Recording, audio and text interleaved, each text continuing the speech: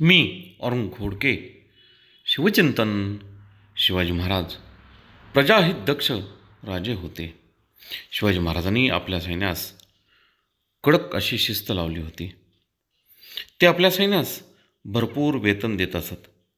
स्वराज्य स्थापनेसाठी त्यांना सैन्यात नवचैतन्य निर्माण करावे लागले होते. क्षात्र धर्माचे पालन करणे हे सैनिकांचे आद्य कर्तव्य. त्यांच्या मनावरती ठसवण्यासाठी मुद्गल कवींच्या रामायणातील युद्धकांडाचे पारायण प्रत्येक किल्ल्यावरती सिबंदीच्या लोकात दररोज रात्री जेवण झाल्यावरती वाचले जात असे.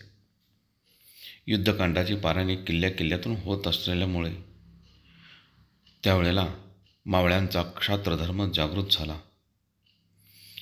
महाराजांनी आपल्या सैनिकास अधिकाऱ्यांस लिहिले होते की तुम्ही बाजारात जाल व फुकट वस्तू घ्याल, शेतकऱ्यांना रोबाडून कणसे आणाल, म्हणून तुमच्यासाठी सर्व व्यवस्था केली आहे. गवताची काडीसुद्धा फुकट घेतली तर लोक म्हणतील यापेक्षा मुंगलाई बरी. खरे पाहता शिवरायांच्या अंगी राज्य संस्थापक, सेनापती, मुत्सद्दी आणि राष्ट्र संवर्धक, समाज धुरीण अशा चारही क्षेत्रातील आमच्या प्रवृत्ती होत्या. त्या इतक्या शुद्ध, समतोल, नैसर्गिक, व्यापक आणि विधायक आणि श्रेष्ठ दर्जाच्या होत्या. त्यामुळे हिंदवी स्वराज्याचं सर्वत्र बोलाबाला होता. बहुत काय बोलणे.